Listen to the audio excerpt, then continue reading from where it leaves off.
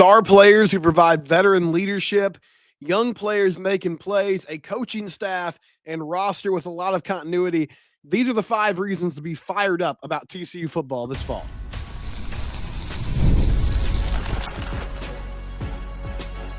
You are Locked On Horned Frogs, your daily podcast on the TCU Horned Frogs. Part of the Locked On Podcast Network, your team every day.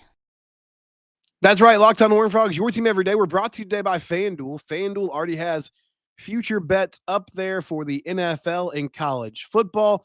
I'm your host, Steven Simcox. I've been covering TCU athletics for the past 12 years. We're going to talk about a change in the way that college coaches report injuries later on in the show. But we start with something that I actually started last year, and I want to make this a yearly thing during fall camp as we lead up to the season. A listener asked me in the middle of the offseason last year, or I guess more towards fall camp and leading up to the Stanford game. They said, hey, typically your vibe is you're pretty cautiously optimistic. Give us some reasons why as fans we should be excited for this upcoming TCU football season, because hope springs eternal. And honestly, I don't really think it's hope as much with this team and this roster. I feel like this group's going to be good, but you're looking for those things that give you that excitement as you venture into a new season as a fan. Here are the 5 reasons you should be fired up about TCU football. The first one, it's not just Josh Hoover. That's obvious. It's obvious because it's right, but more encompassing star players who are also veteran leaders.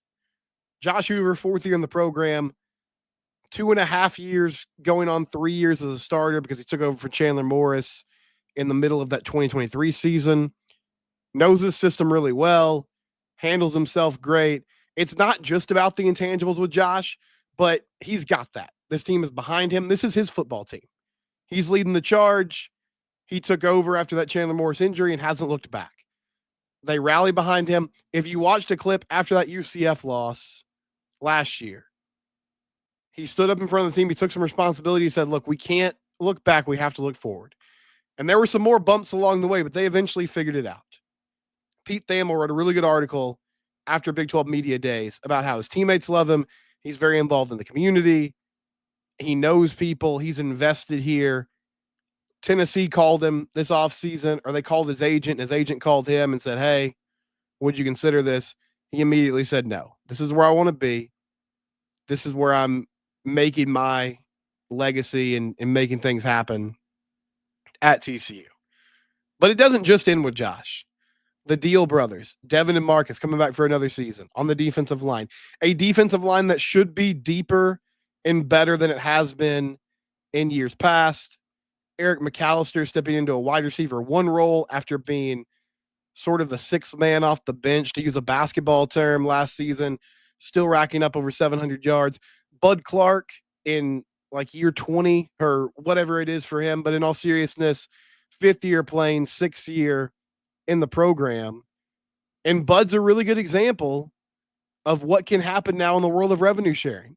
Sonny Dykes said in a press conference, he was like, look, Bud could have gone and played in the NFL. He was ready, but he came to me and he said, if I stay here, I'm going to need this. And Sonny said, okay, my people get with your people and let's try to figure that out. And they did. Devin Deal transferred here. Marcus Deal was a high school commit that has stayed committed despite, I would imagine, offers from other schools because of his ability.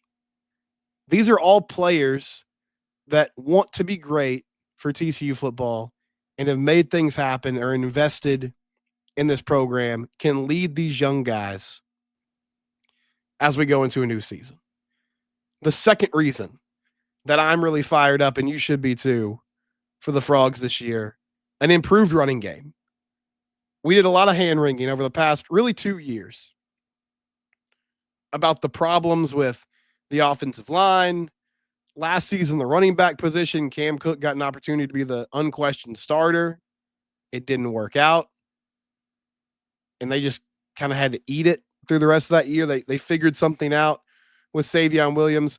We've shuffled the deck a little bit on the offensive line. Cade Bennett coming back from injury, who was a guy that they brought in last offseason with a lot of hype from San Diego State as a transfer player. Young tackles in Ryan Hughes and Ben Taylor Whitfield. Ben Taylor Whitfield's already played a lot of snaps in his third season. Ryan Hughes hasn't played a ton of snaps, but he impressed the coaching staff so much as a true freshman last year that they said to themselves, we have to find a way to get this guy on the football field. I believe Sonny and Kendall have both made a concerted effort this offseason to find a way to run the ball better. Colton Deary told me at Big 12 Media Days that it's a mentality shift. It's about being physical, being a team that wants to impose their will on the imposing team. But we've also heard Kendall Briles say that they've simplified this run game a lot. Instead of having 25 or 30 concepts that they can run, they've tried to hone in on the 5 to 10 that they do well and rep that so much that everyone understands their responsibilities. I also believe, I don't know who the starting running back's going to be, whether it's Kavorian Barnes or Nate Palmer, Jeremy Payne.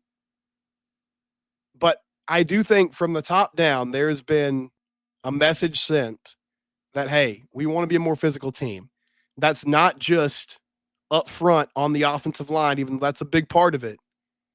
It's also about the way that you run the ball. Find daylight, put your head down and run through somebody. Put your foot in the ground and get north and south. Don't allow defenses to string you out all the way to the sideline. 2nd and 7, it's not pretty. It's not going to make a Sports Center highlight, but it's better than 2nd and 10. This is a team that has to find a way to win on the margins. Part of doing that is having more manageable down and distances. Josh Hoover, he's not going to run for 500 yards this year, but he can take a step forward by just taking what the defense gives him at times. If he's got an open lane to run through and there's nobody there, go get a first down. Go get 5 yards and get out of bounds. Stay on schedule. And if you have an effective run game, that will take some of the pressure off your passing game as it gets acclimated with a lot of new receivers. I think that's a talented group, but it's probably going to take some time to get the timing down, to get that nonverbal communication to a place where it's functioning at a high level. So a balanced run game is going to help that a lot. It's also going to help your defense out. Allow those guys to take a breath, take a break. Assess what they're doing on the sidelines with that coaching staff, because you have some drives that are churning out first downs, taking up a little bit more time off the clock. These are all good things. And then finally, you bring in Randy Clements, a very experienced offensive line coach who comes over from North Carolina, has spent a lot of time in his career with Kendall Briles. And he's an on-the-field coach. The restrictions on analysts and that type of thing have really been lifted. So he's there every day doing individual one-on-one feedback with these guys. That's only going to help this team as they prepare for the season. We're going to get a good look at it in that first game against North Carolina, because you're facing a team and a coach that is known for taking away what you're best at. So you can be assured that Bill Belichick is going to force TCU to line up and run the ball and not allow Josh Hoover to just sit back there and throw it. Young players making plays. Ed Small, true freshman, tearing it up at camp. Jacoby Hayes, true freshman wide receiver, has caught the eye of this coaching staff. Sonny Dyke said the other day, it was like, look, this is a dude that's going to be on the field. I don't know exactly how. It's probably going to be on special teams to start, but he'll be around because he's just that type of player. Chad Woodfork, John Schobel as edge rushers. Keelan Abrams as an edge rusher who had like 23 sacks a couple years ago at DeSoto.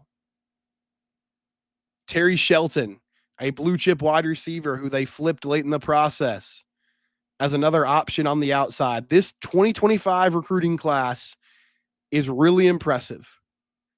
They went after a lot of guys who are going to be ready to play right away, and they need to get those opportunities.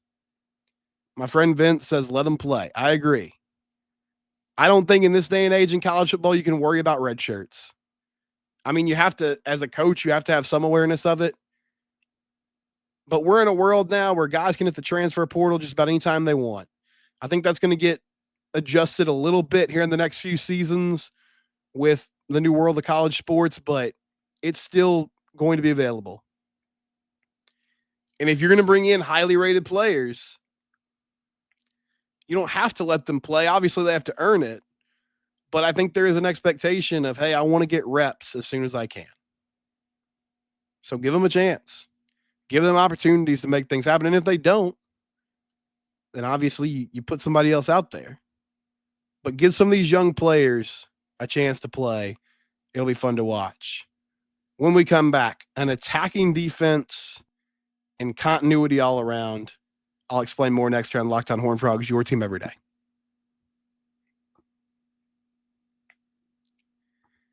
FanDuel, it's where the game starts. We are on the heels of football season. It's a brand new holiday for fans who live for bold predictions and preseason hunches. On August 26th, for just 24 hours, FanDuel is giving you deals on NFL season predictions, whether you're calling your MVP, on a long shot division winner, or ready to crown your Super Bowl champion before week one even kicks off. This is your moment. Visit the FanDuel app today and start planning your future bets now. Future bets, bet because futures is one day and one day only, and that's August 26th. Man, I like the Baltimore Ravens to be the Super Bowl champions this year. I know they've been close a few times. I feel like this is the season they break through. Do you have a long shot? Do you feel good about Brian Schottenheimer and the Dallas Cowboys winning the NFC East? If you do, I might suggest medical attention. But if you're serious about it, FanDuel.com, the FanDuel app, make those future bets. They have great deals. Again, August 26th, that's the day, FanDuel Futures Day, a brand new holiday for football fans who live for bold predictions and preseason hunches. FanDuel, give it a try today.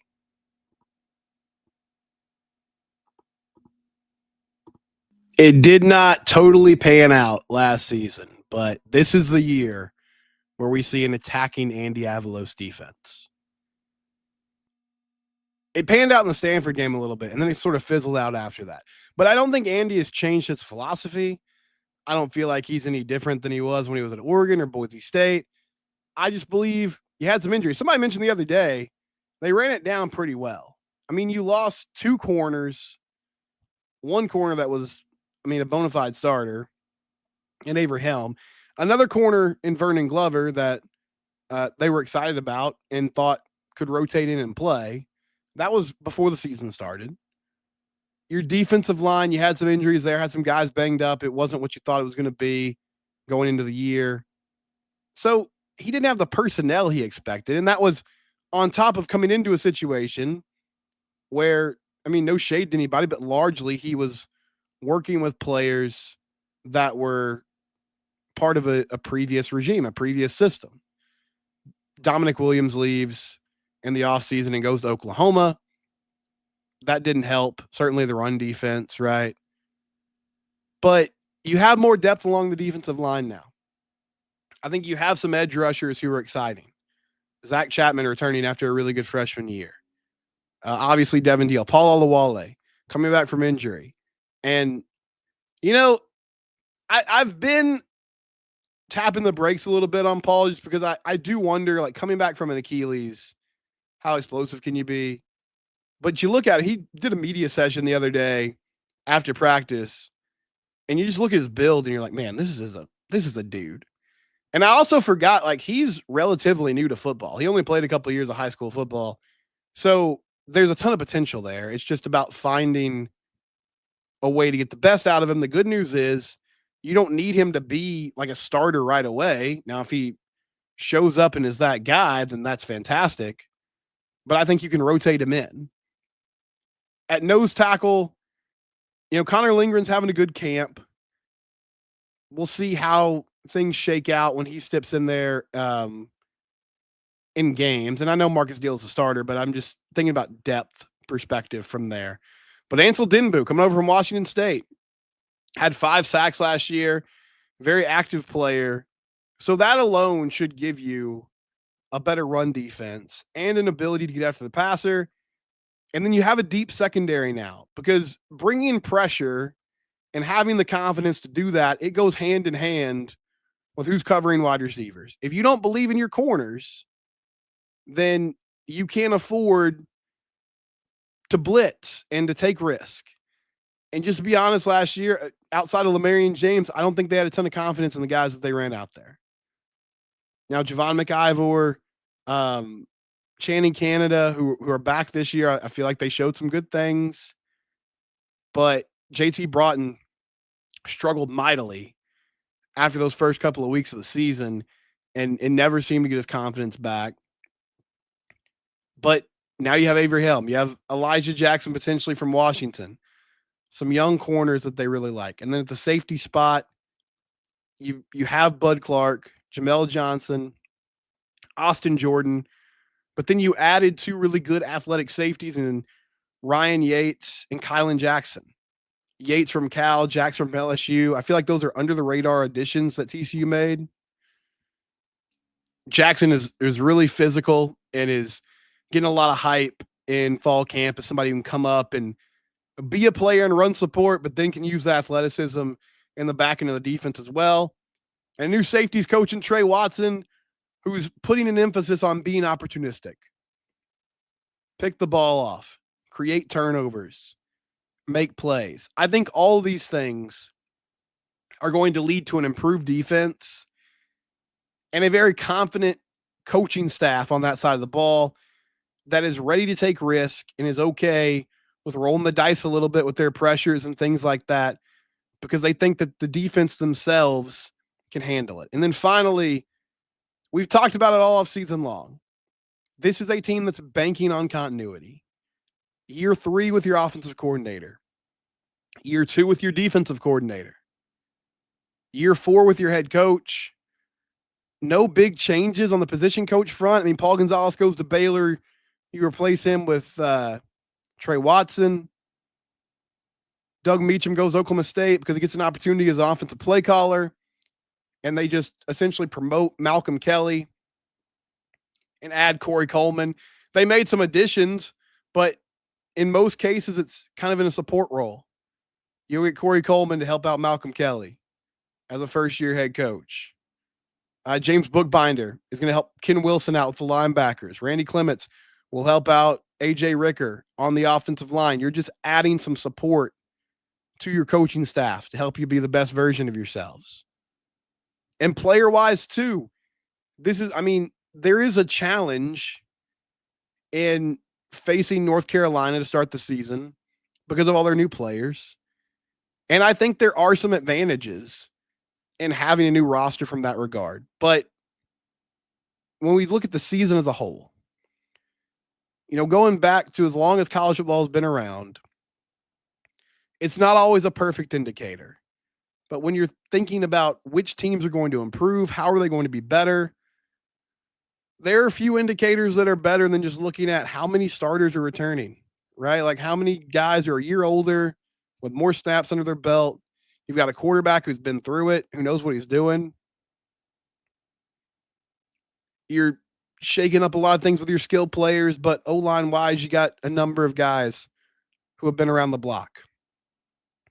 Your defense is returning almost everybody. And a lot of players that played significant snaps with this coaching staff last year and have a good understanding of the system. They're not doing installs anymore. They know what their jobs are. It's just about going out and executing. And you're also adding some exciting players who are coming back from injury, who you expected to do some big things last season, and they just weren't available. This is the year they've been building towards. Now you have to execute, and you have to actually do the job. It doesn't matter if you can't figure it out and play well. But this is the season that they have been moving forward towards for the last few years. After that outstanding run where you had the playoff win, 5-7, 9-4. This is a year where you should expect to be back in a Big 12 championship game. And the 5 reasons I just listed are why. But the biggest one is you have continuity this team knows what they can and should do this upcoming season. When we come back, a change in the way college coaches report injuries. I'll explain next here on Locked on Horned Frogs, your team every day. As we roll into the fall, you're going to host people, right? Game days, parties, it's all there. Make sure you have what you need for your home at wayfair.com. Give it the refresh it needs, whether you need furniture for outside, inside the house. If you want to get your home ready, your workspace, make dinner easier by transforming your kitchen, you can do that. From bedding and linens to storage solutions for every room, Wayfair is your one-stop shop to refresh your home. Get organized, refreshed, and back to routine for way less. Head to wayfair.com right now to shop all things home. That's WAYFAIR.com. Wayfair, every style, every home. Again, that's wayfair.com. Give your home the refresh it needs. So, Big 12 athletic directors today, or on Wednesday, I should say, voted in football, men's and women's basketball to have availability reports leading up to conference games. So, what does that mean? So, starting with the Arizona State game, TCU will now have an availability report that will be given out to the media on a daily basis, 3 days leading up to the game, and then 90 minutes before the game. In football, players will be designated as available, probable, questionable, doubtful, or out. Basketball programs will indicate if players are available, game time decision, or out. So coaches will probably hate this, just to be honest, because for years, I mean, there's enough reporting around college football now and just rumors in general that typically would find things out. But even last year with Paulo Wale, I mean, it was like a lower body injury. That was the word for the first 4 or 5 weeks of the season. And he was day to day or week to week. And that was the designation they gave him. Well, now we're going to have a better idea of who's hurt and who's not. And I mean, obviously, as someone who does a daily TCU podcast, I'm excited about that. I would imagine as fans, you are too. It also allows us to know like what opponents are going to do. So, yeah, in some ways it works against TCU, but it'll work in TCU's favor in that you can't slow play a quarterback injury throughout the week like you used to, because you're supposed to be truthful on these things. I mean, there's ways around it, but if you don't think somebody's going to play on a Thursday, you're not supposed to say they're probable or 50-50 game time decision type of situation.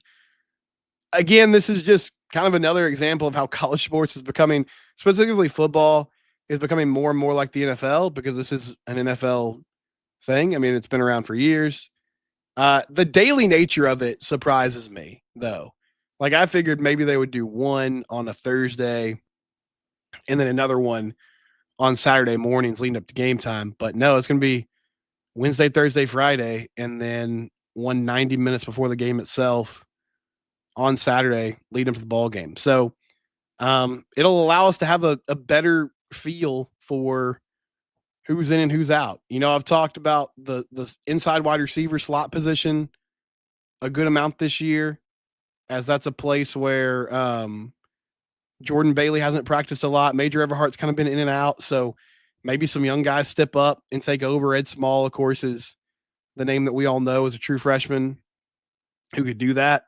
But a big change in the way that coaches handle injuries. You know, Gary Patterson was notorious for always trying to keep those things close to the vest, and understandably so. I mean, coaches are just looking for it's not a nefarious thing. Like, coaches are just looking for any advantage that they can possibly have over their opponent.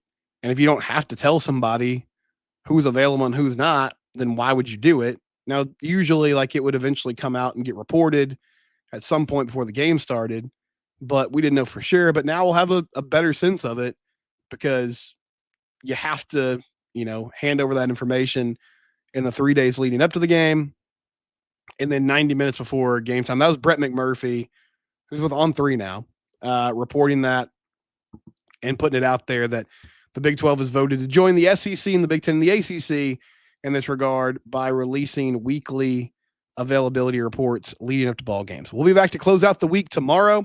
It's Locked On Horned Frogs, your team every day. Subscribe to the YouTube channel. We're also free and available wherever you get your podcast.